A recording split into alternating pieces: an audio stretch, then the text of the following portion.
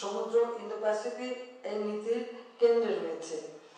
আমরা দুই দেশের মধ্যে পারস্পরিক সহযোগিতা সম্পৃক্ততার পথ এবং কর্মপন্থা নিয়েও আলোচনা করেছি। আমরা আমাদের দুই দেশের এবং জনগণের কল্যাণের জন্য আন্তরিকভাবে সহযোগিতা করার বিষয়ে সম্মতি হয়েছি। বৈঠকে আমরা অন্যান্য পারস্পরিক স্বার্থ সংশ্লিষ্ট বিষয়ের মধ্যে রাজনীতি, নিরাপত্তা, শান্তিপূর্ণ ও সুরক্ষিত সীমান্ত ব্যবস্থাপনা, বাণিজ্য সংযোগ, অভিনয়, নদী টেকসই ব্যবস্থাপনা, পানি বন্টন, জ্বালানি ও শক্তি এবং আঞ্চলিক ও বহুপাক্ষিক সহযোগিতার বিষয়ে আলোচনা করা হয়। আমি ভারতের প্রধানমন্ত্রী শ্রী নরেন্দ্র মোদীকে তার সুবিধাজনক সময়ে বাংলাদেশে সফরের জন্য আমন্ত্রণ জানিয়েছি। বৈঠক শেষে উভয় দেশের মধ্যে 5টি নতুন সমঝোতা স্মারক স্বাক্ষরিত ও বিনিময় হয়, 3টি নবায়িত সমঝোতা স্মারক স্বাক্ষরিত বিনিময় হয়, এছাড়া 2টি রূপকল্প ভিশন স্টেটমেন্ট স্বাক্ষরিত বিনিময় হয়। বৈঠকে ভারতের কাজের ক্ষেত্র হিসেবে 13টি যৌথ কার্যক্রমের ঘোষণা দেওয়া হয়, যার আলাদা তালিকা আপনাদের কাছে দেওয়া আছে, ওটা পরিসময় নষ্ট করলাম না। গুরুত্বপূর্ণ দিকসমূহ হচ্ছে উভয় দেশের শান্তিপূর্ণ সমৃদ্ধ ভবিষ্যৎ নিশ্চিতকরণে একটি রূপকল্প ঘোষণা ভিশন স্টেটমেন্ট গ্রহণ করেছে, পাশাপাশি ডিজিটাল অংশীদারিত্ব ডিজিটাল পার্টনারশিপ এবং টেকসই ভবিষ্যতের জন্য সবুজ অংশীদারিত্ব green partnership for sustainable future বিষয় 2টি সমন্বিত রূপকল্পকে সামনে রেখে কাজ করতে আমরা দুপক্ষই সম্মত হয়েছি। রেল যোগাযোগ, সামুদ্রিক সহযোগিতা, সুনীল অর্থনীতি, তথ্য প্রযুক্তি খাতে সহযোগিতা, স্যাটেলাইট ও সামরিক শিক্ষা সহযোগিতা বিষয়ে 5টি সমঝোতা স্মারক স্বাক্ষর হয়েছে। রেল যোগাযোগ সমঝোতা স্মারকের মাধ্যমে বাংলাদেশের সঙ্গে ভারতের বিভিন্ন শহর সহ নেপাল ও ভুটানের সঙ্গে যাত্রী ও পণ্যবাহী রেলের যোগাযোগ স্থাপিত হবে। স্বাস্থ্য ও ঔষধ খাতে সহযোগিতা, দুর্যোগ মোকাবেলা, সহনশীলতা, প্রশমন এবং মৎস্য ক্ষেত্রে সহযোগিতার জন্য 3টি সমঝোতা স্মারক নবায়ন করা হয়েছে। এছাড়া এই সফরে দুই দেশের মধ্যে কিছু কার্যক্রমের ঘোষণা প্রদান করা হয়, যেমন গঙ্গা নদীর পানি বন্টন চুক্তি নবায়ন ও বাংলাদেশের তিস্তা নদীর ব্যবস্থাপনা ও পানি সংরক্ষণের প্রকল্পে ভারতের সহায়তা ব্যাপারে আমরা আলোচনা করেছি।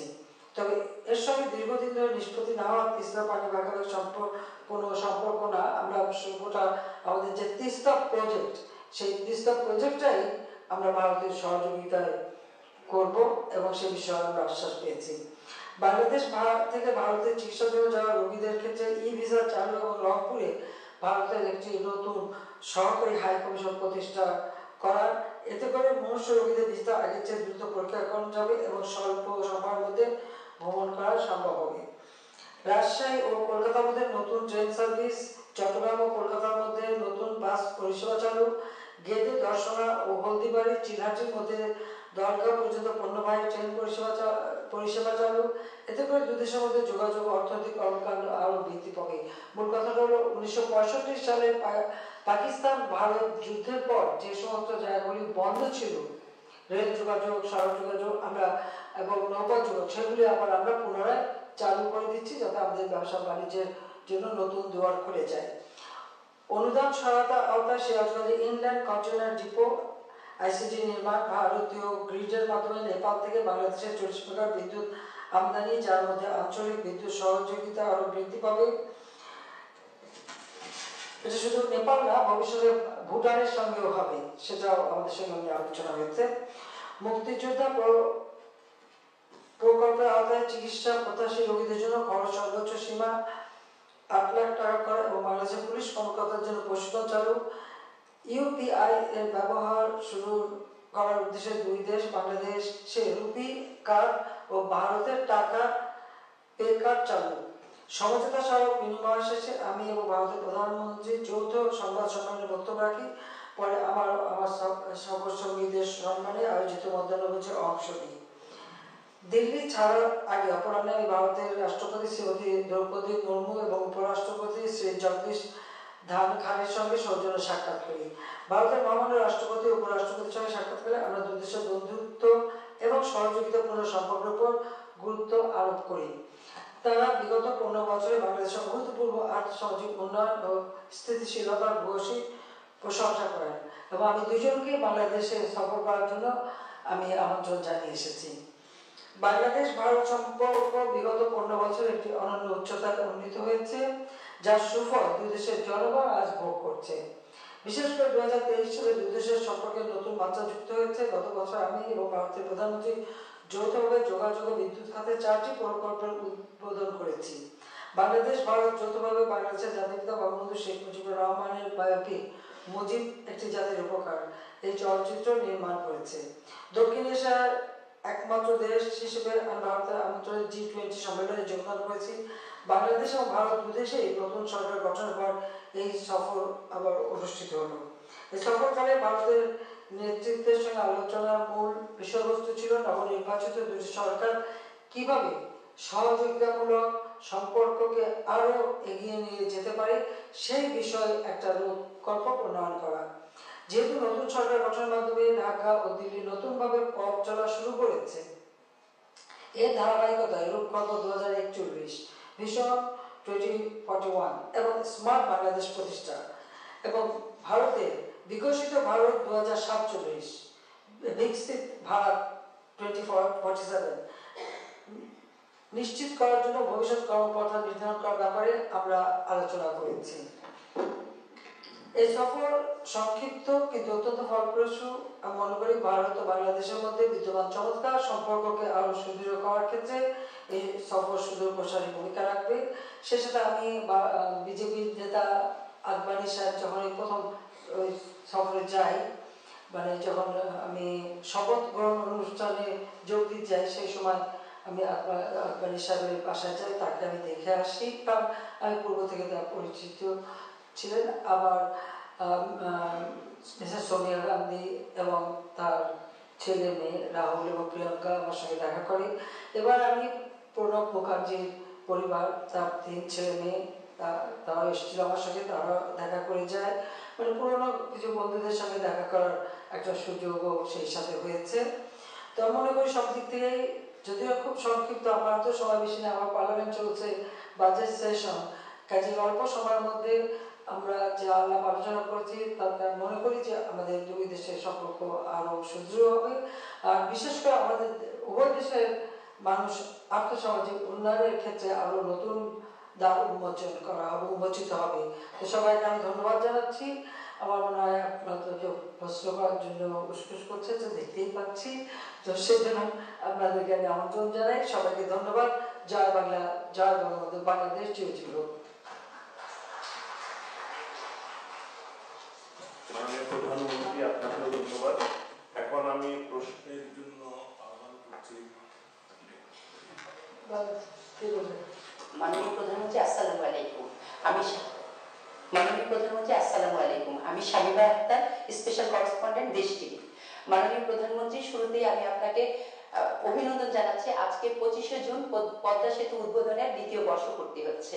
আপনার চ্যালেঞ্জে জাতি পদ্মা সেতুর যে সুফল পাচ্ছে সেটি কেবল বলার অপেক্ষা রাখে না। আমরা বেশ সারা জাতির কাছে একটি জিনিস শুনেছি যে আপনার যে সুদূর প্রসারী চিন্তা এবং আপনার যে নিজের নেওয়া যে চ্যালেঞ্জ আপনি করতে পেরেছেন, এজন্য আপনাকে ধন্যবাদ জানাচ্ছি। মাননীয় প্রধানমন্ত্রী, ভারত বাংলাদেশের অকৃত্রিম বন্ধু, 71-এ সেই প্রমাণ তারা রেখেছে, আমরা তা দেখেছি। বঙ্গবন্ধুর হাত ধরে যে স্বাধীনতা এসেছে, সেই স্বাধীনতায় ভারত আমাদের পাশে ছিল। আপনি গত 15 দিনে 2বার সফরে গিয়েছেন ভারতে। নরেন্দ্র মোদী 3য় মেয়াদে ক্ষমতায় এসে আসবেন বলে আপনাকে আমন্ত্রণ জানিয়েছিলেন শপথে। বোঝা যায় যে আমাদের বন্ধুত্ব অটুট আছে। এরপর আপনি গিয়েছেন এবং আমরা সবাই জানি বাংলাদেশের মানুষের রেল হচ্ছে আবেগের জায়গা। বাংলাদেশ স্বাধীনতার আগেও বিভিন্ন সীমান্ত দিয়ে রেল যোগাযোগ ছিল, আবারও রেলের একটি চুক্তি হয়েছে এবং এই নিয়ে সোশ্যাল মিডিয়ায় ব্যাপকভাবে সমালোচনা হচ্ছে। আপনি যদি এই কানেক্টিভিটির ফলে বাংলাদেশ কিভাবে সুফল পাবে সেই বিষয়টি একটু পরিষ্কারভাবে বলতেন, তাহলে চালু হতে সমালোচনা হচ্ছে কেন? সোশ্যাল মিডিয়ায় মানুষ সমালোচনা করছে যে এই করিডোরের কথা বলছে এবং সবসময় বলে যে ভারতকে বাংলাদেশ বিক্রি করার একটি ষড়যন্ত্র চলে। এই দেশের মানুষের যারা সবসময় অপপ্রচার চালায় তাদের একটি মুখরোচক গল্প, সেই গল্পের আমরা আমার একটা প্রশ্ন আছে যে বিক্রিটা তাহলে ওজনটা কিসে মাপছে? বরঞ্চ বিক্রি ওজন মাপা হয় না। এখন তো অবশ্যই ইলেকট্রনিক মেশিন আছে, আগে তো দাঁড়ি পাল্লায় হতো, তো কিসের ভেবে বিক্রি হচ্ছে আর বিক্রিটা হয় কিভাবে? বাংলাদেশ স্বাধীন দেশ, মুক্তিযুদ্ধ করে আমরা স্বাধীনতা অর্জন করেছি। এবং যারা সমালোচনা করে তাদের জানা উচিত সারা পৃথিবীতে একটি মাত্র মিত্র শক্তি যারা মুক্তিযুদ্ধের সময় আমাদের মুক্তিযোদ্ধাদের সাথে কাঁধে কাঁধ মিলিয়ে নিজেদের রক্ত ঝেড়ে দিয়ে এই দেশ স্বাধীন করে দিয়েছে। আমাদের সমস্ত মুক্তিযোদ্ধারা সেখানে ট্রেনিং পেয়েছে। পৃথিবীর যে কোনো দেশ যারাই কোনো যুদ্ধে মিত্রশক্তির সঙ্গে সহযোগিতা করেছে বা মিত্রশক্তি তাদের এসে সাহায্য করেছে, তারা কিন্তু সেই দেশ থেকে কোনদিন ফেরত যায়নি। এখনো জাপানে আমেরিকার সৈন্য, জার্মানিতে রাশিয়ান সৈন্য সহ এরকম পৃথিবীর বিভিন্ন দেশ দেখলে সে দৃষ্টান্ত পাওয়া যাবে। এখানে ভারত কিন্তু ব্যতিক্রম। তারা মিত্রশক্তি হিসেবে আমাদের পাশে থেকে যুদ্ধ করে এসেছে, কিন্তু যখনই জাতির পিতা বঙ্গবন্ধু শেখ মুজিব চেয়েছেন যে তারা দেশে ফিরে যাক, ভারতের তদানীন্তন প্রধানমন্ত্রী শ্রীমতী ইন্দিরা গান্ধী সঙ্গে সঙ্গে সে রাজি হয়েছেন এবং তাদেরকে ফেরত নিয়ে গেছেন। তারা যে যুদ্ধের সরঞ্জামাদি সবকিছু নিয়েই কিন্তু এসেছিল, যুদ্ধ করেছিল। পাকিস্তানি হানাদার বাহিনী সারেন্ডার করেছিল তাদের কাছে, কিন্তু আমরা কিন্তু স্বাধীন সার্বভৌম রাষ্ট্র পেয়েছি, কারণ তারা কিন্তু ভারতীয় সেনাবাহিনী প্রত্যাহার করে নিয়েছে। এরপরে যারা কথা বলে যে ভারত বিক্রি হয়ে যাবে, এরপর বিক্রিটা হয় কিভাবে, সেটাই তো আমার প্রশ্ন। আসলে যারা বলে তারা নিজেই ভারতের কাছে বিক্রি করা। কারণ আমরা তো দেখেছি যখন মিলিটারি ডিক্টেটররা এসেছে, জিয়া, এরশাদ, খালেদা জিয়া উপর দিয়ে ভারত বিরোধী কথা বলেছে আর ভারতে যেয়ে তাদের পা ধরে বসে থেকেছে। এগুলো আমার নিজের দেখা জানা। কাজে এই ধরনের কথা বলার কোনো অর্থ হয় না। আমাদের স্বাধীন সার্বভৌম দেশ, যত ছোট হোক, এটা আমাদের সার্বভৌম দেশ। আর সেই সার্বভৌমত্ব রক্ষা এবং সক্রিয়তা বজায় রেখেই আমরা বন্ধুত্বপূর্ণ সম্পর্ক রেখেই কাজ করছি। আজকে এই যে আমরা সমস্ত যোগাযোগ ব্যবস্থা খুলে দিলাম, তার সবথেকে বেশি লাভবান তো আমাদের দেশের মানুষ। যাদের যোগাযোগ করতে হয়, যেতে হয়, চিকিৎসার জন্য যায়, পড়াশোনার জন্য যায়, বা অন্যান্য কাজে যায়, হাট বাজার করতে যায়, আজমির শরীফে যায়, আবার বিভিন্ন জায়গায় যায়। তো আমাদের ব্যবসা বাণিজ্যের ক্ষেত্রটা তো আরো উন্মুক্ত হবে। যেখানে বিক্রি আমরা করি না, যারা কথা বলে তারা বাঁচার জন্য অথবা ওই ইউজ মি মানে ব্যবহার করুন আমাকে এই দিয়ে বসেই থাকে। এটা হলো বাস্তবতা। শেখ হাসিনা এই দেশকে বিক্রি করে না, কারণ আমরা এই দেশ স্বাধীন করেছি, এটা তাদের মনে রাখা উচিত। আর যে কষ্টটা আমরা ভোগ করছি সেটা আমরা জানি না। যারা বিক্রির কথা বলে ৭১ সালে তারা পাকিস্তানি দালালি করছে আর কি করেছে।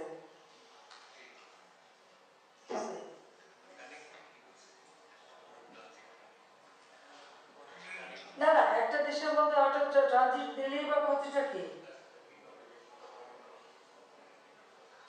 আর রেল যেগুলি বন্ধ ছিল আমরা সেগুলি আস্তে আস্তে খুলে দিচ্ছি, তাতে আমাদের ব্যবসা বাণিজ্য সহজ হচ্ছে, আমাদের ওই অঞ্চলের মানুষগুলি উপকৃত হচ্ছে, তাদের উৎপাদিত পণ্য বাজারজাত করার সুযোগ হচ্ছে, বা যে সমস্ত জিনিস আমাদের দেশে আনে সেগুলি আনার সুযোগ হচ্ছে।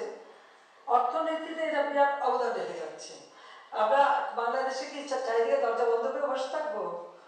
সেটা হয় না, কোনো দেশ পৃথিবীতে থাকে না। আজকে ইউরোপের দিকে তাকান, সেখানে কোনো বর্ডারই নাই, কিছুই নাই।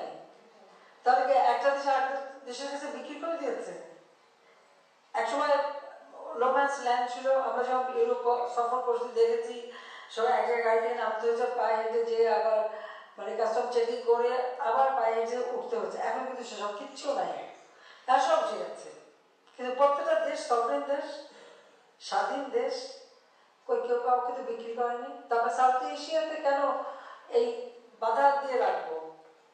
কারণ আমাদের দেশের মানুষগুলির কথা চিন্তা করতে হবে, কারণ আমাদের মানুষের ভাগ্য পরিবর্তন করাটাই আমাদের সব থেকে বেশি প্রয়োজন। ধন্যবাদ। আর কি মাননীয় প্রধানমন্ত্রী, আমি মেয়েরা ইয়ে আছে। আমি ফারহানা ইয়াসমিন জুথি, ডিবিসি নিউজে কাজ করি। আপনার কাছে আমার প্রশ্ন, স্বাস্থ্য খাতে এবং চিকিৎসা খাতে ঔষধ শিল্পে আমাদের ভারতের সাথে যে চুক্তি নবায়ন হয়েছে, সেখানে বাংলাদেশের মানুষ কি ধরনের আরো সুবিধা পেতে পারে, বা দাম কমবে কিনা, আমরা কম খরচে আমাদের দেশের মানুষ চিকিৎসা সেবা পাবে কিনা? আমাদের ওষুধ শিল্প অনেক কাঁচামাল অনেক কিছু আনতে হয় ওখান থেকে, আর কিছু কিছু যে ওষুধ আছে যেটা আমরা এখনো উৎপাদন করি না। কিন্তু করতে পারছে না। যদিও আমাদের ফার্মাসিউটিক্যাল বা আমাদের ঔষধ শিল্প অনেক উন্নত এবং আমরা পৃথিবীর বিভিন্ন দেশে সেটা রপ্তানিও করি, প্রায় 100-150 দেশে আমরা রপ্তানি করি। এরপরেও কিছু কিছু বিশেষ ওষুধ থাকে যেটা হয়তো আমাদের দেশে এখন সেভাবে হয়, মানে ইন্ডাস্ট্রি গড়ে ওঠেনি। তো সেই ক্ষেত্রে আমাদের দেশের মানুষ লাভবান হবে। আর আমাদের তো অনেকেই চিকিৎসা নিতে চলে যান বা ভারতে অনেকেই চিকিৎসা নিতে চান, সেটা ভিসা সহজ করা সেটাও আমরা করে দিয়েছি। কাজে এদিক থেকে আমাদের সবথেকে বড় কথা যে আমরা তো এখন কেবল উন্নতির পথে এগিয়ে যাচ্ছি। তা আমরা যত বেশি বন্ধুত্বপূর্ণ সম্পর্ক রাখতে পারবো আর যত বেশি আমাদের ব্যবসা বাণিজ্য আদান প্রদান হবে, তত বাংলাদেশি লাভবান হবে।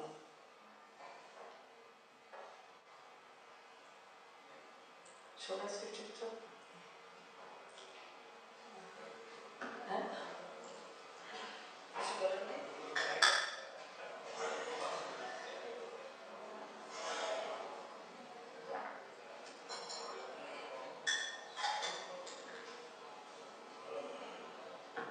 তবে একটা স্ট্যান্ড মাইকও রেখে দিও, অনেক সময় ওই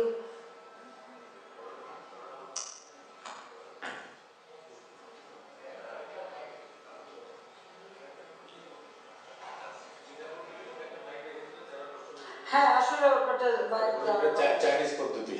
মাননীয় প্রধানমন্ত্রী, আপনাকে ধন্যবাদ। প্রথমে একটা অভিনন্দন জানাই আপনাকে। আপনি এই উপমহাদেশের সবচেয়ে বড় গণতান্ত্রিক রাজনৈতিক দলের সভাপতি হিসেবে তার 75তম বার্ষিকী পালন করলেন।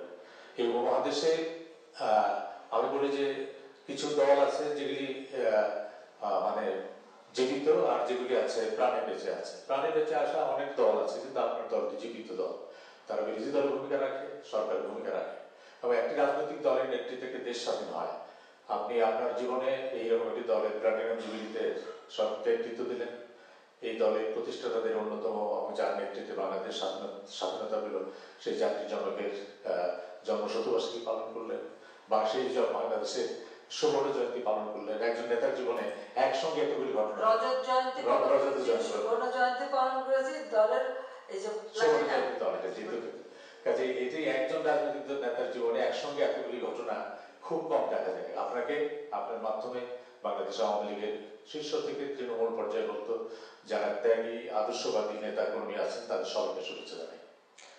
আমি আমার প্রথম প্রশ্নটা একটা অবজারভেশন, আমি জানি না দেখেছেন কিনা, গতকালকে 24 তারিখে টাইম ম্যাগাজিনে ডক্টর ইউনুসকে নিয়ে একটা নিবন্ধ ছাপা হয়েছে, বিশাল নিবন্ধ ছাপা হয়েছে। চার্লি ক্যাম্পবেল নামে একজন সাংবাদিক ঢেলে গেছেন, দীর্ঘ প্রবন্ধ। সেখানে নানান বিষয় আছে, প্রাসঙ্গিক এবং অপ্রাসঙ্গিক ভাবে আপনার নামও আছে সেখানে। এবং সেখানে একটা বলা হয়েছে বাংলাদেশ সরকার ডক্টর ইউনুসের বিরুদ্ধে all instrument of government use করছে তাকে ডিফেম করার জন্য। এটা আপনি যদি আপনি না বলে থাকেন তাহলে মন্তব্য করার দরকার নেই। আমি আপনার নোটিশ শুধু আমার প্রশ্ন দুইটি। একটি প্রশ্ন হচ্ছে আপনি ভারত সফর করেছেন, একটি হচ্ছে তিস্তার নদীর পানি ভাগাভাগি, আর একটা হচ্ছে তিস্তার নদীর ব্যবস্থাপনা। দুইটি অংশ, দুইটা আমরা বলি, একটা হলো পানি ভাগাভাগি, একটা ব্যবস্থাপনা। নদীর ব্যবস্থাপনা নিয়ে চীনের একটা বড় প্রস্তাব আপনার সামনে আছে, ভারতের সঙ্গে আপনি কথা বলে আসলেন, এবং আপনি আসার পর থেকে দিল্লিতে ওব্রায়ন, তৃণমূল কংগ্রেসের যিনি রাজ্য বিধানসভার নেতা, তিনি প্রেস কনফারেন্সে বলেছেন যে কেন্দ্র সরকার এই বিষয়ে আমাদের সঙ্গে, পশ্চিমবঙ্গের সঙ্গে কোনো কথা বলা নেই। কালকে আমরা দেখেছি মমতা ব্যানার্জি একটা দীর্ঘ চিঠি দিয়েছেন কেন্দ্রীয় সরকারকে, যে তাকে বাইপাস করে তিস্তা গঙ্গা নিয়ে যে কাজ করা হচ্ছে এটিতে তার সায় নাই। এক, দুই নম্বর, শুধুমাত্র তিস্তা না, তার বক্তব্য হচ্ছে যে 2026 সনের মধ্যে আমরা গঙ্গার যে চুক্তির নবায়ন করব সেটিতেও তার মতামত নিতে হবে। এই জটিল সমস্যাটা কিভাবে সামলাবেন বা আমরা আমাদের জন্য কিভাবে স্বস্তির নিঃশ্বাস করবো সেটা আপনাকে জানতে চাই। দ্বিতীয় একটা অভ্যন্তরীণ প্রসঙ্গ, সেটি হচ্ছে বাংলাদেশের ব্যাংকিং সেক্টর, বহুল আলোচিত সেক্টর। বেসরকারি ব্যাংক দেওয়া হচ্ছে, আবার একীভূত করা হচ্ছে, আবার একীভূত থাকছে না, নানান ধরনের ব্যাংকিং সেক্টর নিয়ে কথা আছে। এখানে মাননীয় উপদেষ্টা মহোদয় আছেন, আপনার আগের অন্তত 2 জন অর্থমন্ত্রী বারবার বলেছেন যে ব্যাংকের এই সকল বিষয় দেখবার জন্য একটা ব্যাংক সংস্কার কমিশন করা হবে। তা আপনার কি এই ব্যাংক সংস্কার কমিশন করার কোনো পরিকল্পনা আছে কিনা? ধন্যবাদ। আচ্ছা, প্রথম শুরু করে আমার সফর নিয়ে, যেহেতু পরে যেটা বললেন আপনি লেখাটা আমি দেখছি, ওটা পড়েছিও, তো ওটা নিয়ে যেহেতু মামলা চলছে আমি কোনো কমেন্ট করতে চাই না। তবে একটা প্রশ্ন তাদেরকে করতে পারেন যে আমেরিকা হোক, ইউরোপ হোক, যে কোনো দেশে কেউ যদি বছরের পর বছর ট্যাক্স ফাঁকি দেয়, তার বিরুদ্ধে কি ব্যবস্থা সেই সরকার নেয়? কেউ যদি ট্যাক্স ফাঁকি দেয় তাহলে কি ব্যবস্থাটা তারা নেয়, তার উত্তরটা কিন্তু এরা দেয়নি। দ্বিতীয় হলো শ্রমিকদের অধিকার নিয়ে এত কথা হয়, কিন্তু সেই শ্রমিকদের ওয়েলফেয়ার ফান্ডের টাকা কেউ ব্যবসা করলে ব্যবসার 5% ওয়েলফেয়ার ফান্ডে দিতে হয়, এবং সেই শ্রমিকদের অর্থ যদি কেউ মেরে খায়, না দেয়, তাহলে ন্যায্য পাওনাটা যদি না দেয়, তার বুঝতে তাহলে এরা কি ব্যবস্থা নেবে, কি ব্যবস্থা নিয়ে থাকে। ইউনিসেফের মধ্যে আমরা আমাদের গভর্নমেন্টকে লাগেনি, বরং আপনাদের মনে আছে একটা কথা, গ্রামীণ ব্যাংকটা তৈরি করেছিল জেনারেল এরশাদ সাহেবের আমলে। একজন এমডি খোঁজা হচ্ছিল, তখন ডক্টর ইউনুসকে সেই ব্যাংকের এমডি করা হয়। এই ব্যাংক কিন্তু তার নিজের করা না, সে সেখানে এমডি হিসেবে চাকরি করত, এখন এমডি হিসেবে চাকরি করতেন এবং বেতন তুলতেন। এটা আর গ্রামীণ ব্যাংকটা হচ্ছে সরকারের সংবিধিবদ্ধ সংস্থা, ওই টাকা বেতন সব কিন্তু সরকারের পক্ষ থেকে দেওয়া হতো, সরকার কেউ বাইরে গেলে জিও দিয়ে যেত। ওই ব্যাংকের আইনে ছিল যে 60 বছর বয়স পর্যন্ত একজন এমডি থাকতে পারে চাকরিতে, 60 বছরের উপরেও আরো 10 বছর সে বিনা মানে আইন ভঙ্গ করেই ছিল।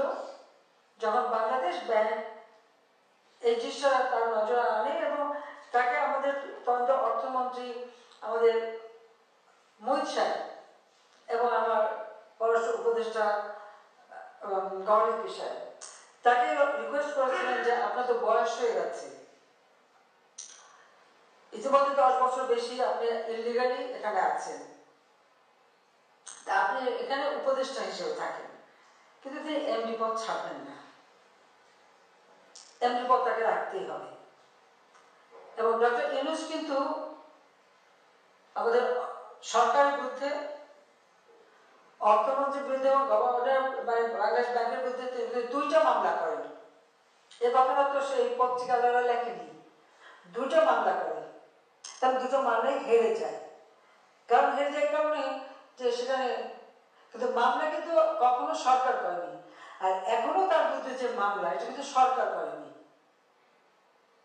গ্রামীণ ফোনের ব্যবসাটা আমি তাকে দিয়েছিলাম, এটাও মনে রাখা উচিত।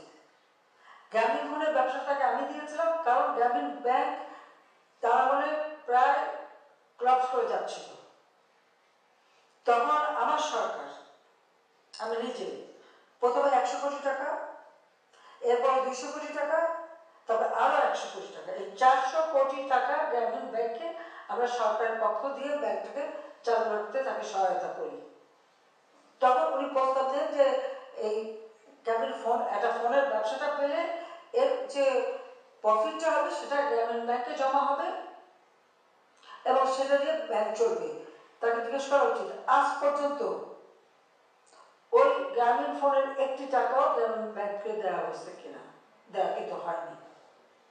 শুধু এখানেই না, গ্রামীণ ব্যাংকের জন্য অনেক বিদেশ থেকে অনেক সময় অনেক অনুদান এসেছে, তার কয়টা টাকা গ্রামীণ ব্যাংকে গেছে, প্রত্যেকটি সময় ওটা দিয়ে নতুন একটা ব্যবসা খুলে নিয়ে গেছে, ব্যবসা খুলে ব্যবসা করেছেন, কিন্তু কোনো ট্যাক্সই দেননি। এবং সে যে ট্যাক্স ফাঁকি দিয়েছে সেটা তো তার নিজেই প্রমাণ করেছেন, কারণ তার বিরুদ্ধে যখনই মামলা হয়েছে, সেটা বিদেশের নিয়ম আছে, যখনই মামলা হয়েছে তখন তিনি কিছু টাকা শোধ দিয়ে বসে আছে। তো যখনই কিছু টাকা শোধ দিলে তো প্রমাণ হয়ে গেল যে সে ট্যাক্স ফাঁকি দেয়। এমনকি ওই টেলিনর মানে গ্রামীণ ফোন সেখান থেকেও কয়েক দফা তার কাছ থেকে এভাবে টাকা আদায় করা হয়েছে। আর লেবারদের যে ওয়েলফেয়ার ফান্ডের টাকা দেয়নি 2006 সাল থেকে 1টি পয়সাও দেয়নি, তখন লেবাররা মামলা করছে, মামলা কিন্তু সরকার করেনি, লেবাররা লেবার কোর্টে মামলা করছে, সেই মামলা সে শাস্তি পেয়েছে। এখানে আমার কি দোষ? বরং আজকে তিনি যে উঠেছেন সেখানে সবথেকে বেশি সহযোগিতা তো আমি করেছিলাম। তার micro credit summit, micro credit international খুব গ্রহণযোগ্য ছিল না, তো আমি কো-চেয়ার হিসেবে অংশগ্রহণ করি, জাতিসংঘের প্রস্তাব আনি এবং আমি সবাইকে বুঝাই, কারণ আমি ভাবতাম যে এটা খুব ভালো, মানুষের খুব দারিদ্র্যমুক্ত করে, কিন্তু ধীরে ধীরে পরবর্তীতে আমরা দেখলাম যেটা দারিদ্র মুক্ত না, এটা দারিদ্র লালন পালন করে। আর ওই গরিব মানুষগুলি দিন রাত কাজ করার পর যে উচ্চ হারে সুদ দিতে হয়, প্রথম সুদ সেটা যখন দিতে পারে না, তখন আরেকটা লোন দিয়ে ওই আগের লোন পূরণ করে তারপর তাকে সে মানে আবার সে দ্বিগুণ সুদের হার করে করতে করতে প্রায় 40-45 ভাগ সুদ দিতে হতো তাদেরকে। অনেকে এমনকি যশোরে যে একটা এলাকায় হিলারি ক্লিন্টনকে নিয়ে যে সমস্ত পরিবারকে মাইক্রো ক্রেডিট দিয়েছিল, সে পরিবারগুলি কোথায় এখন? খোঁজ করেন। জমি জমা সব বেঁচে যখন থেকে তারা পালিয়ে যেতে বাধ্য হয়, অনেকে আত্মহত্যা করেছে এই সুদের চাপে। আমি তাকে টাকা দিয়ে বলছিলাম যে এত সুদ না নিয়ে তারা যেন একটু সহনশীল করে দেয় মানুষকে, যে মানুষ সত্যিকার যেন দারিদ্র থেকে উঠে আসতে পারে। এতই যদি করে থাকে যে দারিদ্র বিমোচন হলো না কেন বাংলাদেশে? দারিদ্র বিমোচন বললাম তো আমি আজকে 41.6 ভাগ থেকে নামিয়ে আমি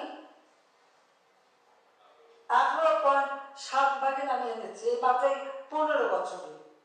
সে ক্রেডিটও নেয়, সেটা কোনো কোনো এরকম আন্তর্জাতিক সংস্থা লিখে ফেলে এটা ওই গ্রামীণ ব্যাংক ব্র্যাক অমুক সমক করে ফেলেছে। তখন প্রশ্ন যে আওয়ামী লীগ শেখ হাসিনা ক্ষমতা আসার আগে কত দারিদ্রের হার ছিল, আর শেখ হাসিনা আসার পরে কত কমেছে, সেটা একটু হিসাব করে বলুক না। মাথা পিছু আয় কত ছিল, এখন কত বেড়েছে। গৃহহীন ভূমিহীন মানুষের সংখ্যা কত ছিল আর এখন কত কমেছে, সেটা লিখুক। আবার লিখেছে অনেকে নোবেল প্রাইজের জন্য নাকি তার সাথে আমার সাথে কারো দ্বন্দ্ব না, আমি জীবনেও নোবেল প্রাইজের জন্য আমার কোনো আকাঙ্ক্ষাও নেই, কারণ আমার লবিস্ট টাকার মতো টাকাও নেই, পয়সাও নেই, আর আমি কখনো এটা চাইনি। হ্যাঁ, পার্বত্য চাপ শান্তির চুক্তি হওয়ার পরে শুধু আমার দেশ না, দেশের বিদেশে অনেক নোবেল আমার জন্য লিখেছে। আমি তো কখনো তদবির করতে যাইনি, কারোর কাছে বলতেও যাইনি। আমি তো কি পেলাম না ওটা আমি কখনো, ওগুলো আমার মাথার মধ্যেও নেই। আর শান্তি এখন যিনি অর্থনীতি নিয়ে কাজ করলেন, ব্যাংকের একজন এমডি, সে যখন একটা নোবেল প্রাইজ পায় তার সাথে আমি কন্টেস্ট করতে যাবো কেন? পার্বত্য চট্টগ্রাম শান্তি চুক্তি আমি করেছি। পৃথিবীতে যত শান্তি চুক্তি হয়েছে খুঁজে বের করেন, শান্তি চুক্তি হয়েছে কয়েকটা অস্ত্রধারী আত্মসমর্পণ করেছে। আমি পার্বত্য চট্টগ্রামে শুধু শান্তি চুক্তি করিনি, 1800 জন তাদের অস্ত্রধারী ক্যাডার, তারা আমার কাছে অস্ত্র সারেন্ডার করেছে। আমি তাদের সকলকে সামাজিকভাবে আর্থিকভাবে পুনর্বাসন করেছি। 64,000 শরণার্থী ছিল ভারতে, আমি সকলকে ফিরিয়ে এনেছি, তাদেরকে আমি প্রতিষ্ঠিত করেছি। পার্বত্য চট্টগ্রামে শান্তির সাথে প্রতিষ্ঠা করার ফলে আজকে সেখানে ব্যাপক উন্নয়ন হয়েছে। এর আগে কি অবস্থা ছিল? শেখ হাসিনা ক্ষমতা আসার আগে পার্বত্য চট্টগ্রামে কতজন যেতে পারতেন? Thank you for sending me money through Remitly, Beta. It went straight into my account. How easy was that?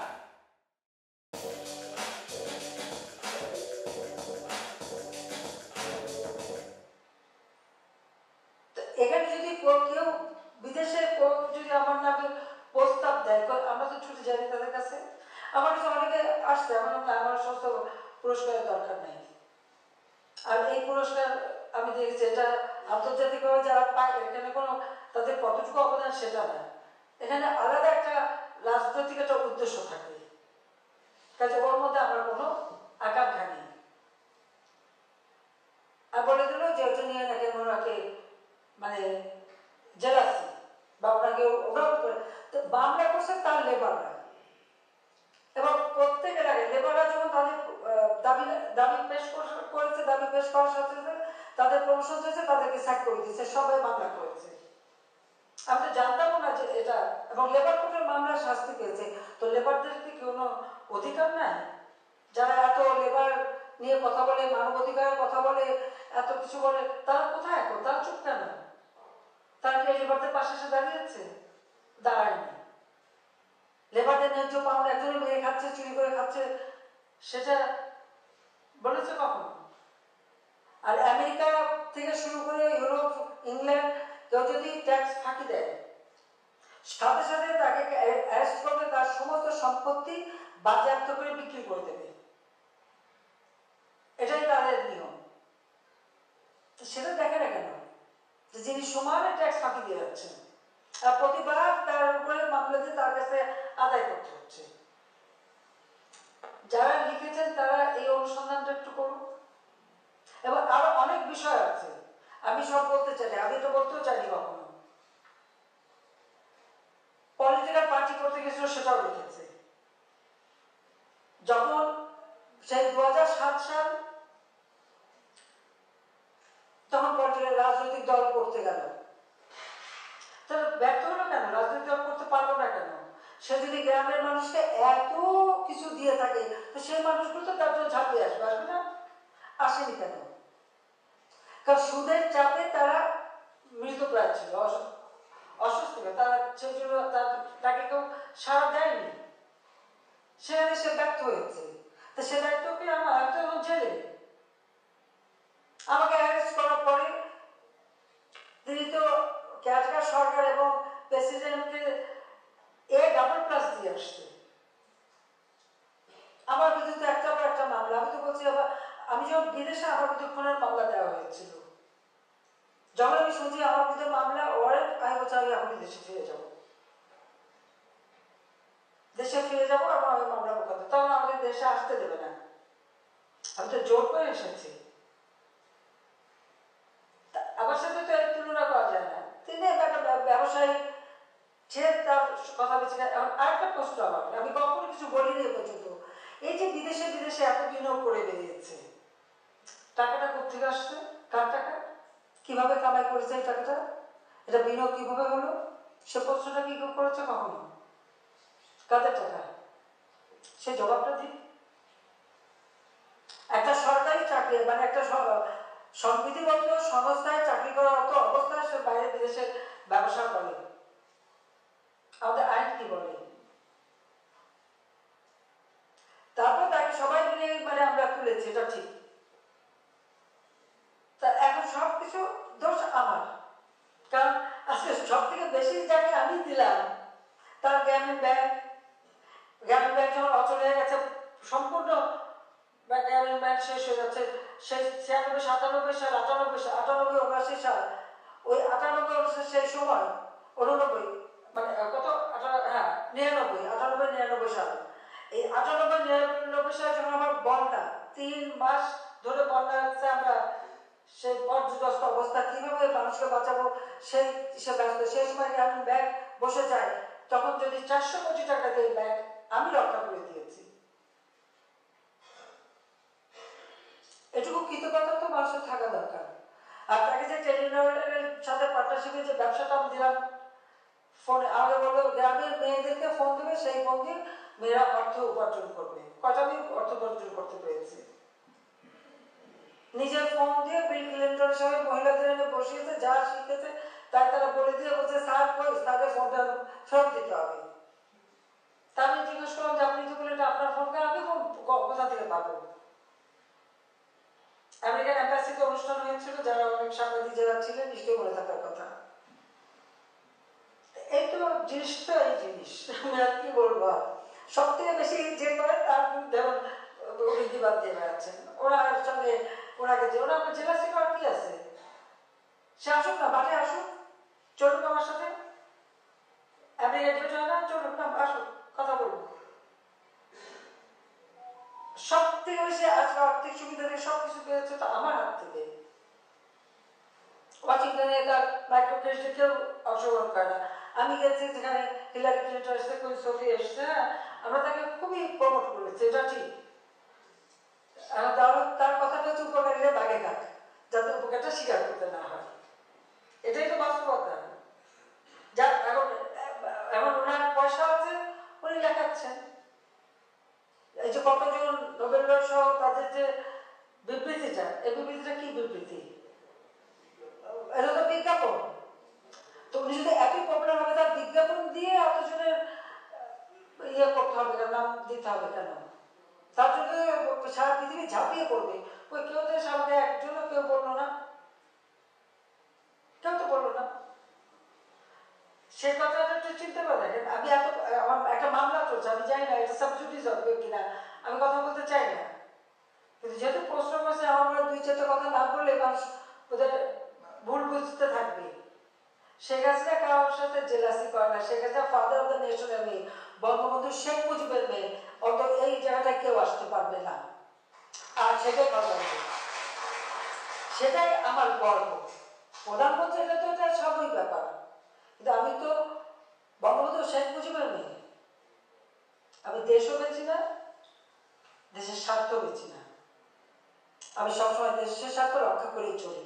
তার জন্য অনেকবার ক্ষমতা আসতেও পারিনি, আমার কিচ্ছু আসতে না। আমার দেশের স্বাধীনতার সার্বভৌমত্ব রক্ষা, আমার দেশের মানুষের মাথা যেন উঁচু থাকে, আমার সবসময় সেটাই কাজ। আমি এর কাছে ধর্ণা দিয়ে বেড়াই না, কারণ এখন জায়গায় জায়গায় দুয়ারে, হ্যাঁ এখন যে মামলা সাজাপ্রাপ্ত আসামি, সে তাকে সাজাপ্রাপ্ত আসামির পক্ষে এত কথা লেখে কিভাবে? ওই সাংবাদিককে জিজ্ঞেস করে। সে যে কনভিক্টেড, এবং সেটাও লেবার কোর্টে, সরকারি কোর্ট না, লেবার কোর্টে। আইএলও কনভেনশন এবং প্রোটোকলে আমরা সিগনেচার করেছি, আমরা লেবারের স্বার্থ রক্ষা করতে বাধ্য, এখানে আমাদের কিছু করার নেই। গেল আসেন ব্যাংকিং সেক্টর নিয়ে, আমাদের আমরা সবথেকে বেশি প্রাইভেট সেক্টর খুলে দিয়েছি।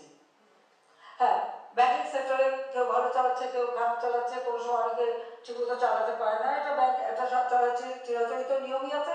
যদি কোনো ব্যাংক দুর্বল হয়ে যায় তাকে সহযোগিতা করা, বা একটা ব্যাংকের সাথে আর একটাকে মানে মার্জ করে দেওয়া, বা সেটাকে যাতে চালু হয় ভালোভাবে।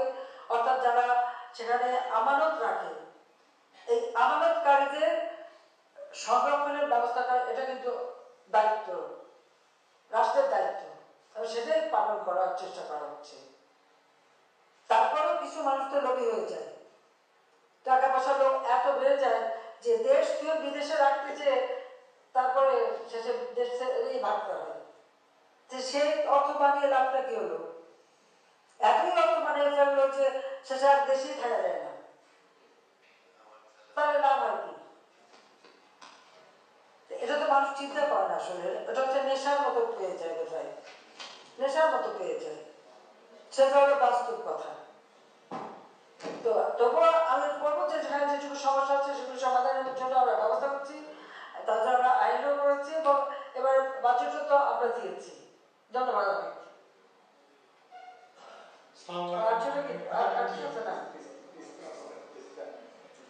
তিস্তা আমরা প্রজেক্ট নিয়েছি, তিস্তা প্রজেক্ট, তিস্তা পুরো নদীটাকে ড্রেজিং করা, বাঁধানো, পানি সংরক্ষণ, এই সমস্ত বিষয় সেটা নিয়ে আলোচনা হয়েছে। এবং তিস্তা এবং গঙ্গার জন্য বিশেষ করে গঙ্গা চুক্তি 2026-এ ওই চুক্তির মেয়াদ শেষ হবে, তবে এটা যদি নবায়ন নাও হয় চুক্তি কিন্তু অব্যাহত থাকবে। তবে এখানে যেহেতু চুক্তির মেয়াদটা শেষ হবে, 30 বছর মেয়াদী চুক্তি আমরা করেছিলাম, তো এটা প্রধানমন্ত্রী নরেন্দ্র মোদী বলেছেন, এবং আমরা এটা হচ্ছে যে একটা টেকনিক্যাল গ্রুপ করা হবে, যে যেটা মমতা ব্যানার্জি বলেছেন, ওটা ওনার খুব ওনার সঙ্গে আলোচনা করেনি, উনি তো ছিলেন না দিল্লিতে, আমি নিজেই তো যোগাযোগ করার চেষ্টা করছি, তখন ছিল না, তাকে নিশ্চয়ই ওনাকে নিয়ে আমরা আলোচনা করতাম, আমি করতাম। আর আগে যে ফোন নাম্বারটা ছিল, ওনার একটা মোবাইল ফোন নাম্বার ছিল, আমি অনেক ইলেকশন তিনি যখন জিতছেন তখনও চেষ্টা করেছি, পরে শুনলাম যে এখন আর মোবাইল ফোন ব্যবহার করেন না। যাই হোক, আমার কথা হচ্ছে যে কাউকে বাদ দেওয়া হবে না, আর এখানে টেকনিক্যাল গ্রুপ আসবে, কথা বলবে, আলোচনা করবে, তারপরে সমঝোতা হবে।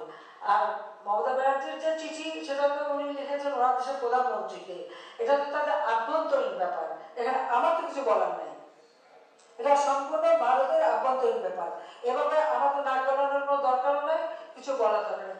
আমার সাথে সবার সম্পর্ক ভালো, মমতা ব্যানার্জির সম্পর্ক খুব ভালো, আবার প্রাইম মিনিস্টার নরেন্দ্র মোদী তাদের সঙ্গে সম্পর্ক ভালো, অন্যান্য সব দলের সঙ্গে আমার সম্পর্ক ভালো। আমি এটুকু বলতে পারি যে ভারতের প্রত্যেকটা দল মত নির্বিশেষে সকলের সঙ্গে আমার একটা সুসম্পর্ক আছে। আর তিস্তা, আমরা আমাদের তিস্তা প্রজেক্টটা, এটা তিস্তা প্রজেক্ট কিন্তু আজকের না, আমার মনে হয় সেই যুক্তফ্রন্টের যে 21 দফা, সেখানেও ওদের দেওয়া ছিল, এবং আমাদের আওয়ামী লীগের বিভিন্ন এসে কিন্তু এটা ছিল যে তিস্তা প্রজেক্ট করতে হবে। তো সেই তিস্তা প্রজেক্ট এবার করার জন্য ভারত সহযোগিতা করবে এবং আমাদের যৌথ কমিটি হবে এবং সেটাকে কিভাবে তিস্তা এটা খালি পানির ভাগাভাগি বিষয়টা না, শুধু গোটা তিস্তা নদীটাকেই পুনরুজ্জীবিত করে আমরা ওই উত্তরাঞ্চলে সেচের ব্যবস্থা করা, অধিক ফসল যাতে হয়, নেভিগেশনের ব্যবস্থা করা, সেটাই আমরা করব। এটাই আমাদের সিদ্ধান্ত। আর গঙ্গা পানির যে চুক্তিটা এটা আবার নবায়ন করার জন্য আলোচনা হবে, টেকনিক্যাল গ্রুপ আসবে, দেখবে, তারপর এটা হবে। তো এখানে মন্ত্রণালয় যে একটা কথা বলছেন আমি এটা সমর্থন করি, সেটা আসলে তাদের তো নদীগুলির ড্রেজিং করা উচিত। ফারাক্কায় সিল্ট জমে যাচ্ছে, অন্যান্য নদীগুলিতে সিল্ট জমে যাচ্ছে। এই ড্রেজিং এর কাজটা যদি ওরা করতে পারে তাহলে ওই তাদের যে পানির অভাবটা, বিশেষ করে পানীয় পানির যে অভাবটা, সে অভাবটা কিন্তু থাকে না। সেটা তিনি কেন্দ্রকে লিখেছেন। আমার মনে হয় কেন্দ্রের এটা করলে আসলে নদীর ড্রেজিং করলেই কিন্তু অনেক পানির সমস্যাটার সমাধান হয়। যেমন আমরা শুরু করেছি আমাদের দেশে, আমরা কিন্তু নদীর ড্রেজিং করাতে আজকে বন্যা হলেও বন্যার ক্ষতিটা কিন্তু ওই সেরকম আগের মতো হয় না, কারণ নদীতে পানির ধারণ ক্ষমতাটা তো বাড়াতে হবে। শুধু তাই না, আমার নির্দেশ হচ্ছে এইভাবে যে নদীর যতটুকু নদীর ততটুকু, আর কতটুকু ড্রেজিং হবে সেটা হিসাব করে করতে হবে। যে মরফোলজি টেস্ট করা করে এগুলি করে সমীক্ষা করে তারপর করবে। পাশাপাশি একটা বাফার জোন রাখতে হয়, কারণ আমাদের বর্ষাকালে যে পানিটা বাড়ে এই পানিটাও যেন ধারণ করতে পারে নদী তারপরে তার একটা জায়গা যেটা বাফার জোন বলে। এরপরে হচ্ছে বাঁধের আগে কিন্তু ওই জায়গাটা থাকতে হবে যে নদীর পানিটা বাড়লে পরে সেই পানিটার জন্য ধারণ করা হয়। ওই পানিটা আবার শীতের দিকে যখন কমে যায় তো ওই জায়গাটা কিন্তু আবার চাষ করা যায়, ওখানে আমরা চাষ করি, ওখানে ফসল হয়, আবার বর্ষার সময় জায়গাটা পানি ভরে যাবে। বাংলাদেশের নদীগুলি ঠিক এইভাবে আমাদের ব্যবস্থা নেওয়া দরকার, তাহলে কিন্তু আমাদের অনেক সমস্যার সমাধান হবে। কথাগুলি বললাম, এটা কিন্তু আমার কথা না, এটা আমি আমার বাবার মুখে বারবার গল্পগুলি শুনতাম, এটা তিনি আমাদের শিখিয়েছেন, তার কাছ থেকে শোনা। কাজে যে নদীর ড্রেজিং, এবং এটাও আগে শুনেছি যে দ্বিতীয় বিশ্বযুদ্ধের আগে নিয়মিত নদীগুলির ড্রেজিং হতো, কিন্তু দ্বিতীয় বিশ্বযুদ্ধের সময় সেই রেজাল্টগুলিকে কনভার্ট করে ফেলা হয় গানবোটে, এবং সেগুলি ব্যবহার করা হতো গানবোট হিসেবে। ওই ড্রেজিং এর একটা পাটা ফেলে দিয়ে ওটাকে জাহাজ হিসেবে ব্যবহার করে, তারপর থেকে ড্রেজিংটা বন্ধ। আর একদম নিয়মিত ড্রেজিং হতো, একবার শীতকাল সব নিচে নেমে যেত দক্ষিণ থেকে, একবার ড্রেজিং করে করে যে বেশিরভাগ ড্রেজার থাকতো আসামের ওই অঞ্চলে, কারণ ওরা নিচের থেকে কেটে কেটে উপরে চলে যেত, ওখানেই থেকে যেত। এগুলো আপনার মুখে গল্প শোনা। কাজে আমরা ওটার থেকে মাথায় আমরা নদী ড্রেজিং করা, নদী পার, শুধু পার বা বাদ দিলে তো হবে না, তো বাদ দেওয়া নদীর বেড উঁচু হতে থাকবে। আমরা কিন্তু নিচে এবং সমতল ভূমি, উপর থেকে যত পলি আসে পলিটা কিন্তু আমাদের এখান থেকেই বঙ্গোপসাগরে চলে যায়। এখন যখন সিলেটে যখনই বন্যা হয়েছে, আমি আগেই সবাইকে সতর্ক করছি, সিলেটে আসামে বন্যা, সাথে সাথে সিলেটে বন্যা, সিলেট বিভাগ আর কি, ওই বন্যার পানি নেমে আমাদের উত্তর অঞ্চল, মধ্য অঞ্চল, এরপর সেটা দক্ষিণে নামবে। ওই নামতে নামতে যে পানি যতটুকু আমার মাটির নিচে চুষে নিতে পারবে সেটুকু কমবে, কিন্তু বৃষ্টি হবে থাকবে, কিন্তু পানি ওখান থেকে নামবে।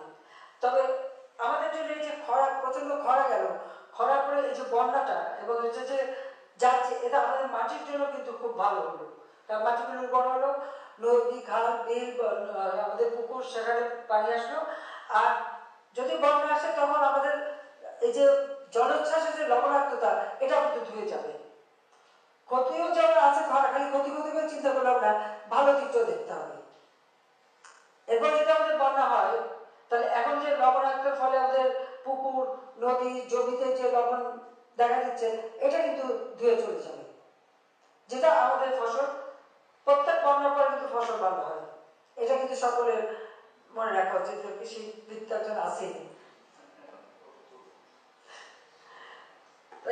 গেল আর আছে কিছু? ধন্যবাদ। মাননীয় প্রধানমন্ত্রী, আমার নামে নাম, আমি টেলিসানে কাজ করি। আমার প্রশ্ন হচ্ছে, এদেশে অনেক মানুষ, বিশেষ করে মহিলা, ভারতের বিভিন্ন জেলে মানবতার জীবনযাপন করছে। কিছু টেকনিক্যাল কারণে তাদেরকে এদেশে ফেরত আনা যাচ্ছে না বা আনা হয় না বা আসতে পারছে না। সেখানে পররাষ্ট্র মন্ত্রণালয় এবং অর্থ মন্ত্রণালয়ের একটু হিসেব নিকেশ আছে। সেটা হচ্ছে বাংলাদেশ হাই কমিশন দিল্লিতে লেবারদের ওয়েলফেয়ারের জন্য বা বিশেষ কোনো ফান্ড নাই, যার কারণে জেলে যারা আছে, জেল এক্সপায়ার হওয়ার কোনো মানবতার অবস্থা আছে, ভারত দিতে চাচ্ছে, আমরা আনতে পারছি না অনেক সময় টাকার অভাবে। সামান্য একটা ফান্ড যদি বাংলাদেশ হাই কমিশনকে প্রোভাইড করা হয়, তাহলে ওই যে সমস্ত লোকজন ওখানে পড়ে আছে বিভিন্ন জেলে, পার্টিকুলারলি পুনে, বোম্বে, হায়দ্রাবাদ, বেঙ্গালোর, অনেক দূরে দূরে ইন্ডিয়াতে হাজার হাজার মহিলা ম্যাক্সিমাম। তো এই লোকগুলোকে আনার জন্য কয়েক হাজার, আপনারা না জানা বললেন, আমি বাংলাদেশ হাই কমিশনে আমি ছিলাম, হ্যাঁ, ওখানে আছে, মানবতার জীবনযাপন করছে, অনেকে এসে আবার অনেকে যায়। হিউম্যান ট্রাফিকিং এর ইনভলভমেন্ট এটা, সেটা কোনো ব্যবস্থা করা যায় কিনা, একটা বিশেষ বরাদ্দ দিলে সামান্য। আমি একটা কথা বলি, আমাদের কিন্তু ওখানে এটা টাকার কোনো বিষয় না, আমাদের প্রবাসী কল্যাণ মন্ত্রণালয় থেকে কিন্তু এসব ক্ষেত্রে টাকা ব্যয় করা হয়, কিন্তু যেটা সমস্যা হচ্ছে এর মধ্যে অনেক জায়গায়, যেমন একবার শিশু পাচার, আমরা কিছু শিশু উদ্ধার করে নিয়ে আসি, আর এরকম মহিলা যদি কেউ পাচার হয়ে যায়, এমনকি এরকম একটা ঘটনা আছে যে স্বামী বিক্রি করে দিচ্ছে বউকে, আর তার জায়গাটা হয়ে গেছে পতিতালয়ে। তো সেখান থেকেও কিন্তু আমরা উদ্ধার করে নিয়ে আসছি, যখন আমরা যেটা খবর পাই আমরা কিন্তু উদ্ধার করে নিয়ে আসি। তো আজকে আপনি যেটা বলেন হাজার হাজার, আমি এ পর্যন্ত এটা কিন্তু আমরা কখনো শুনি নাই যে হাজার হাজার বিভিন্ন জায়গা আছে, ঠিক আছে বলছেন যেমন, হ্যাঁ আমরা খোঁজ নেবো, আমি খোঁজ নেবো, এটা আমরা খোঁজ দিতে পারবো, খোঁজ নিয়ে আমরা নিয়ে আসবো, এটা কোনো ব্যাপার, আমরা তো নিজের টাকা খরচ করি। এমন এবারে কোভিডের সময় যারা বাইরে আটকা পড়েছিল, কাজ পাচ্ছিল না, তাদেরকে এক জায়গায় যখন কোয়ারেন্টাইনে রাখা হয়, আমাদের প্রবাসী কল্যাণের ব্যাংকের থেকে আমরা কিন্তু তাদেরকে টাকা দিয়ে আর্থিক সহায়তাও দিয়েছি। কাজে এটা আপনারা দেখুন, আপনার কাছে ঠিক আছে, যদি থাকে আমাকে জানাবেন। যে এটা বৈদেশিক কল্যাণ মন্ত্রণালয় যেটা করে, লেবার ওরিয়েন্টেড কান্ট্রিতে ওই ফান্ডটা আছে। ফান্ডের কোনো সমস্যাই নেই, নিয়মিত যখন আমরা খবর পাচ্ছি সাথে সাথে তাদের কিন্তু ফেরত আনা হচ্ছে, নিয়মিত আনা হচ্ছে। ইন্ডিয়া থেকে আনা হয় না, বিভিন্ন এনজিও কাজ করছে, সেখানে আমাদের পররাষ্ট্র এনজিও যদি কাজ করে আমাকে জানান, আমাকে একটু ডিটেল দেন, যেখানে যেখানে আছে আমরা কিন্তু নিয়ে আসি। প্রবাসী কল্যাণ মন্ত্রণালয় থেকেও যেমন দেওয়া হয়, আর আমাদের পররাষ্ট্র মন্ত্রণালয় কাজ করে যাচ্ছে। ছোট্ট প্রশ্ন, আমার মনে হয় আপনি একটা কাজ করেন, কোথায় কতজন, যদি আপনার কাছে তথ্য থাকে তালিকাটা দেন, আমি নিয়ে আসবো, কোনো অসুবিধা নেই। জি, আর তো ছোট্ট প্রশ্ন, এটা হলো ভারতে বিশেষ করে আগরতলা এবং এই বর্ডার এরিয়াতে মুক্তিযুদ্ধের অনেকগুলো স্মৃতিচিত্র আছে, যেগুলো ঠিকমতো না করা হচ্ছে না, ঠিকমতো যত্ন করা হচ্ছে না, ঠিকমতো সংস্কার করা হচ্ছে না। এই ব্যাপারে যদি একটু দেখবো। ঠিক, ধন্যবাদ।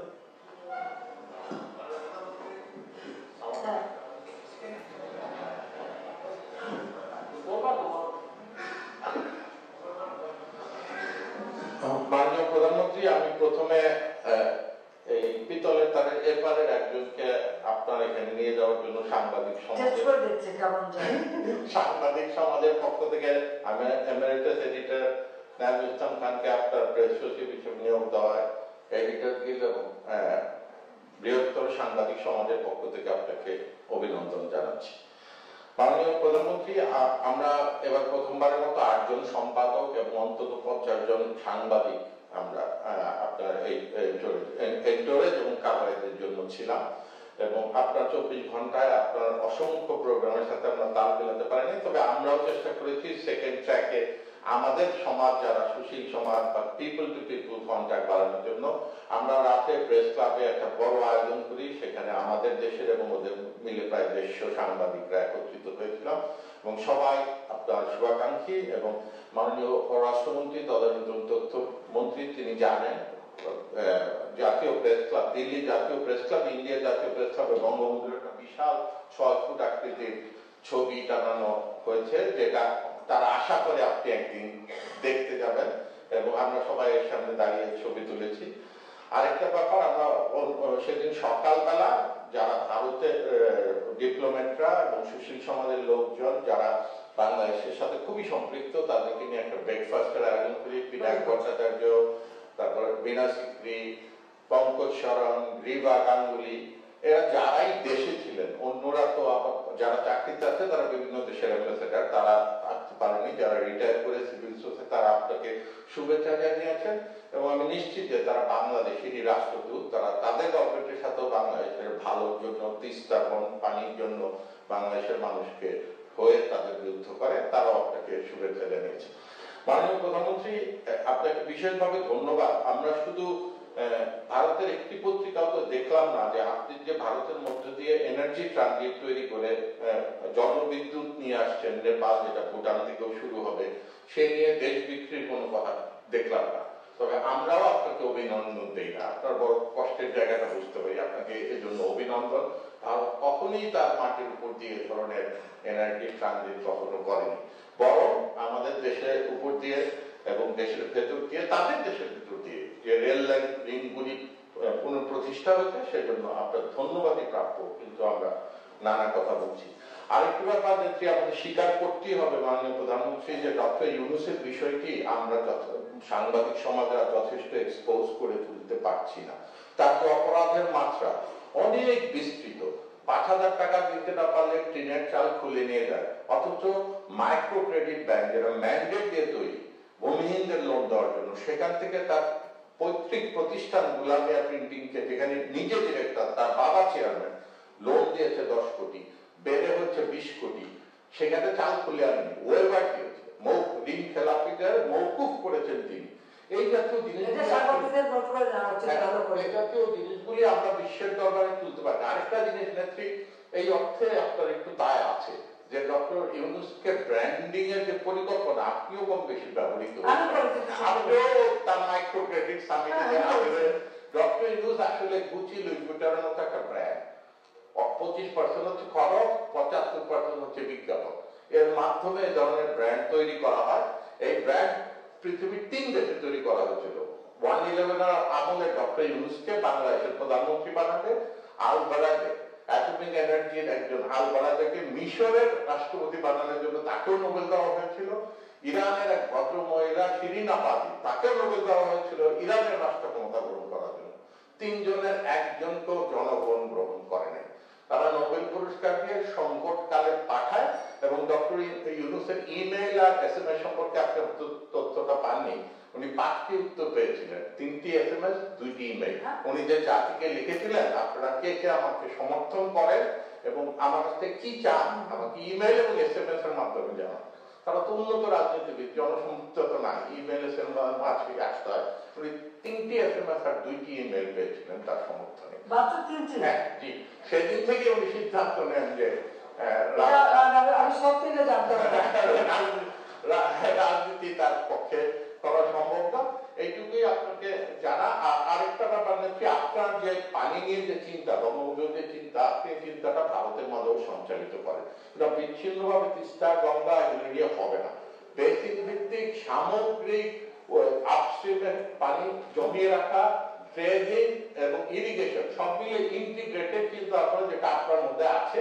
তারা যে কারিগরি দল পাঠাবে, আপনি তাদেরকে এইটাই বলেন এবং তাহলে সব সমস্যা একবারেই সমাধান হবে। আপনাকে অসংখ্য ধন্যবাদ। আসলে গ্রামীণ ফোনের মাধ্যমে তো মেসেজ দিতে বলেছে, যেখানে কিন্তু আরেকটা জিনিস ছিল যেটা আমরা ভুলে গেছে, যেটা আমার মনে হলো আপনার কথা শুনে, ওই গ্রামীণ ফোনের মেসেজটা দিলে গ্রামীণ ফোনের একটু ইনকাম হবে, সে ব্যবসাটার দিকেও নিশ্চয়ই নজর ছিল। তা আমি এটা জানলাম যে মাত্র 3টে SMS আর 2টা ইমেল। আসলে আমি তো অবশ্য জেলে বন্দি, আমার তো জানারও সুযোগ ছিল না।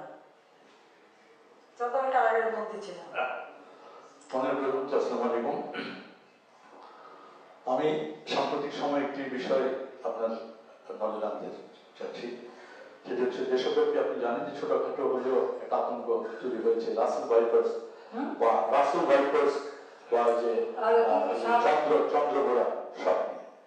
তো এটা যতটুকু না প্রকারান্তরে আংশিক দৃশ্যত, তার চেয়ে বেশি আমার ধারণা যে সোশ্যাল মিডিয়ার কারণে হয়েছে। যাই হোক, একটা আতঙ্ক তৈরি হয়েছে, এটা ঠিক আছে। যেমন ধরুন আমরা সারা দেশেই তো সারা বছরই বন্যা হয়, কিন্তু ঢাকায় আমরা যা বসবাস করি, ঢাকায় পানি না ঢুকলে আমরা মনে করি না দেশে বন্যা হচ্ছে। যখন ঢাকায় নিজের ঘরে এসে পানি ঢুকে তখন মনে করি বন্যা হচ্ছে। তো রাসেল ভাইপার ছড়াচ্ছে, কারণ বছরখানেক আগে যখন একবার একটা দুটো পাওয়া যেত, এখন প্রায়শই পাওয়া যায়। তো এটা প্রকৃতির একটা ভারসাম্যহীনতা আমার কাছে তো নিশ্চয়ই মনে হয়, এবং হঠাৎ করে এটা বাড়বে কেন, এটা একটি কথা।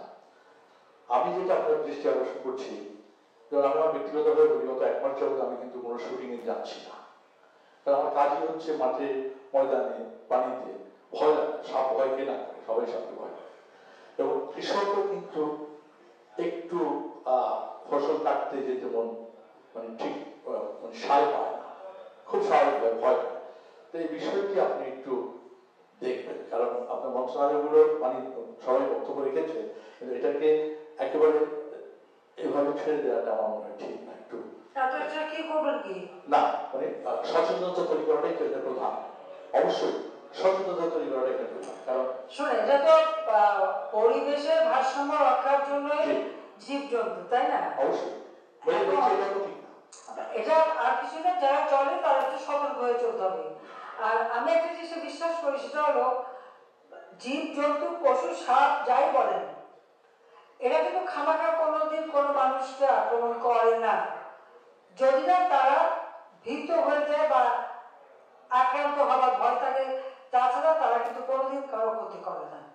এটা আমার নিজের দৃঢ় বিশ্বাস, এবং আমি নিজেও দেখেছি। আমরা তো যখন মাছ ধরতে বসি, কতদিন দেখি সাপ যাচ্ছে, আর জায়গায় বসতাম তার নিচেই একটা পুকুর, ওর মধ্যে বেশ ভালো মুখ বের করে এত একটা সাপ করে, কোনদিন আমাদের কাটা নিত? ভয় করলে মানুষকেই ভয় করতে হয়, জীবজন্তু সাপকে না। আমরা মাননীয় প্রধানমন্ত্রী, আমরা ইতিমধ্যে ঠিক আছে, করবে না না করবে কয়েকদিন পর একটা সুযোগ পাই, বলুন। আচ্ছা, মাননীয় প্রধানমন্ত্রী, আমার একটু প্রশ্ন। আমি মোস্তফা কামাল, আমি খবরের কাগজের সম্পাদক। মাননীয় প্রধানমন্ত্রী, আপনি আরেকটি বড় দেশ সফরে যাচ্ছেন, চীন। চীনও আমি জানি যে আপনি আপনার সঙ্গে চীনের প্রেসিডেন্টের সঙ্গে ব্যক্তিগত সম্পর্ক, রাষ্ট্রীয় সম্পর্ক তো আছেই, এবং আপনি তিস্তা নিয়ে বলেছেন, কিন্তু তিস্তা নিয়ে চীন অনেক দূর এগিয়েছে, তারা একটা বৃহত্তর প্রকল্প করতে চায়।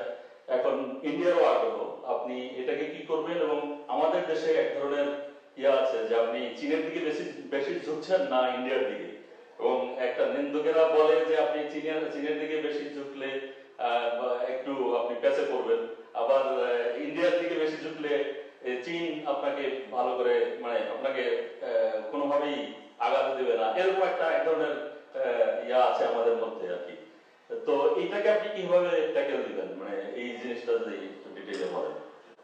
আচ্ছা, এখানে আমি একটা কথা জিজ্ঞেস করতে চাই, যে এই যে আমরা এ পর্যন্ত জাতির পিতা বঙ্গবন্ধু শেখ মুজিবুর রহমান আমাদের যে পররাষ্ট্র নীতিমালা দিয়ে গেছেন, সকলের সাথে বন্ধুত্ব, কারোর সাথে বৈরিতা নয়, এই নীতি মেনেই কিন্তু আমি আজকে, এটা আমার টানা ৪র্থ বার, আর আগে ছিল 5 বার, 5ম আমি রাষ্ট্র পরিচালনা করছি, বা আমি বিরোধী দলের নেতা হিসেবে পার্লামেন্টে ছিলাম। আমি তো এই নীতিটা মেনেই কিন্তু চলে যাচ্ছি, এগিয়ে যাচ্ছি। কখনো কিন্তু এই প্রশ্নটা আসেনি যে কোথায় ব্যালেন্স কম হলো, কোথায় কি হলো, এটা কিন্তু আসেনি। এসেছে বলেন, আপনারা এটা কোনো কিছু পেয়েছেন না। সকলের সাথে বন্ধুত্বপূর্ণ সম্পর্ক রাখার ফলে, বন্ধুত্বপূর্ণ সম্পর্ক আপনাকে যে সুযোগটা দিচ্ছে, দেশের উন্নয়ন করার একটা সুযোগ দিচ্ছে। তা আমার কাছে এটাই সব থেকে বেশি গুরুত্ব, যে আমার দেশের মানুষের কল্যাণে, মানুষের উন্নয়নে, এবং বিশেষ করে দেশটাকে উন্নয়ন করার জন্য যার সঙ্গে যতটুকু বন্ধুত্ব দরকার, আমি সেটা করে যাচ্ছি। এবং ভারতের সাথে আমাদের বন্ধুত্ব, কারণ ভারত আমাদের হচ্ছে চরম দুঃসময় বন্ধু। 1971 সালে মহান মুক্তিযুদ্ধে তারা কিন্তু আমাদের মুক্তিযোদ্ধাদের সাথে রক্ত দিয়ে আমাদের স্বাধীনতা এনে দিয়েছে, কাজে তাদের স্থানটা সবসময় আমাদের কাছে গুরুত্বপূর্ণ। আবার চীনের যে উন্নয়নটা, চীন যেভাবে নিজেদেরকে উন্নত করেছে সেখান থেকে অনেক কিছু শেখার আছে, কাজে সেগুলি চিন্তা রেখে কিন্তু আমরা সেই সম্পর্ক বজায় রেখে যাচ্ছি। এখানে আপনার মানে কেউ মনে করলো যে এদিকে ঝুঁকলাম না ওদিকেও ঝুঁকলাম, এই ঝুঁকাঝুঁকির ব্যাপারে কিন্তু আমার নাই। আমি কিন্তু ওই যে সবার সাথে বন্ধুত্ব, কারোর সাথে বন্ধুত্ব নাই। আমাকে অনেকে জিজ্ঞেস করে, আমাকে বিদেশিও অনেকে বলে যে আপনি কিভাবে ব্যালেন্স করেন। ওরা ব্যালেন্স করার কথা হবে না, কারণ তাদের দুই দেশের মধ্যে কি সম্পর্ক সেটা তাদের ব্যাপার, আমি সেখানে না করাই না। আমি আমার সকলের সাথে বন্ধুত্ব রেখে আমার দেশের কল্যাণে, দেশের উন্নয়নে আমি কাজ করি এবং সেটা আমরা করে যাচ্ছি। কাজে এটা নিয়ে দুশ্চিন্তার কিছু নাই। আমি আপনাকে বলে দিচ্ছি, কোনো দুশ্চিন্তা নাই। বারবার আমি গিয়েছি, সেখানে আমাদের সাথে এতগুলি প্রায় 10টা মতো এমইউ এবং সংস্থার স্মারক এবং রিনিউ আমরা করলাম। তারপরে তিস্তা নিয়ে হ্যাঁ প্রস্তাব তো অনেক আসে, যে কোনো আমি এখানে একটা কথা আপনাদের ভালোভাবে বলতে চাই। আবার নিশ্চয়ই এটা লক্ষ্য করেছে যে যেখান থেকে যে প্রস্তাবই আসুক না কেন, সেই প্রস্তাবটা কতটুকু আমার দেশের জন্য প্রযোজ্য, যে টাকাটা আমি লোন করবো সেটা শোধ দেওয়ার মতো সক্ষমতা আমার আছে কিনা, আর এই যে প্রজেক্ট আমি নেব সেই প্রজেক্ট সম্পন্ন হবার পর তার রিটার্ন কি আসবে, সেখান থেকে আমার দেশের মানুষের কল্যাণে কতটুকু কাজে লাগবে সেটা বিবেচনা করেই আমরা প্রত্যেকটা কাজ করে থাকি। এখন আমাদের 54টা নদীর পানি বন্টনে ভারতের সঙ্গে আমাদের দীর্ঘদিনের একটা সমস্যা রয়ে গেছে এবং এখানে শুধু ভারত না, ওদিকে আবার তার উপরে আবার চীনও কিন্তু পানি তুলে নেওয়ার একটা ঘটনা আছে। এ ধরনের কিছু, যেহেতু আমাদের মানে হিমালয় রেঞ্জের যে নদীগুলি চলে আসে, এই নদীগুলি নিয়েই কিন্তু নানা ধরনের দ্বন্দ্ব আছে, সমস্যাও আছে, আবার সমাধানের পথও আছে। সেক্ষেত্রে আমরা মনে করি যে যেহেতু তিস্তা পানি নিয়ে আমরা আবার দাবি করছি, তো তিস্তা প্রজেক্ট আমরা যেটা দিয়েছি, এই প্রজেক্টটা যদি আমরা করি, হ্যাঁ আমাদেরকে চীন তারাও এই প্রস্তাব দিয়েছে, ভারতও প্রস্তাব দিয়েছে। অবশ্যই আমরা বিবেচনা করবো কোন প্রস্তাবটা করলে পরে আমার দেশের মানুষের কল্যাণে আসবে, আমি সেটা গ্রহণ করবো। কোন প্রস্তাবটা নিলে আমার মানে লোন কতটুকু নিলাম, কতটুকু আমার শোধ দিতে হবে, দ্বিতীয় কতটুকু পাবো, এসব কিছু বিবেচনা করেই তো আমাদের করতে হবে। সেক্ষেত্রে ভারত যখন বলেছে তারা করতে চাই এবং তারা টেকনিক্যাল গ্রুপ পাঠাবে, অবশ্যই তারা আসবে, আমরা যৌথভাবে সেটা দেখবো। চীনও একটা ফিজিবিলিটি স্টাডি করেছে, ভারতেও একটা করবে, করে আমরা আমাদের কাছে যেটা সব থেকে বেশি গ্রহণযোগ্য লাভজনক আমরা সেটাই করবো। আর যেহেতু ভারতের সাথে আমাদের তিস্তা পানির দাবিটা অনেক দিনের, তো ভারত যদি আমাদের তিস্তা প্রজেক্টটা করে দেয় তাহলে আমাদের সব সমস্যাই তো সমাধান হয়ে গেল, তো সেটাই আমাদের সব বেশি সহজ হলো না। আপনারা নিজেই বিবেচনা করে দেখেন। কাজে ভারত যখন এগিয়ে আসছে, আমরা এটাই মনে করি যে ভারতের সাথে যদি আমরা এই তিস্তা প্রজেক্টটা করি, সেটা আমার দেশের এই পানি দিয়ে আর প্রতিদিন ব্যয় করতে হবে না, আমরা সেই সুবিধাটা পাবো। কাজে আমি তো কোনো সমস্যা দেখি না। আমি ভারতে প্রাইম মিনিস্টার মোদী যখন আমাকে দাওয়াত দিলেন তার শপথ অনুষ্ঠানে যেতে, আমরা কেন, তারপরে রাষ্ট্রীয় সফরে দাওয়াত দিলেন, আমি রাষ্ট্রীয় সফর করে আসলাম। চীন আমাকে দাওয়াত দিয়েছে, আমি চীনে যাবো, আমি যাবো না কেন? আমার বাংলাদেশ সফরের দেশ, আমি সবার সাথে বন্ধুত্ব নিয়ে চলবো। কার কি সমস্যা তাদের সাথে থাকে, আমার না। আমার দেশের মানুষ কতটুকু উন্নতি করতে পারি সেটাই আমার কাজ।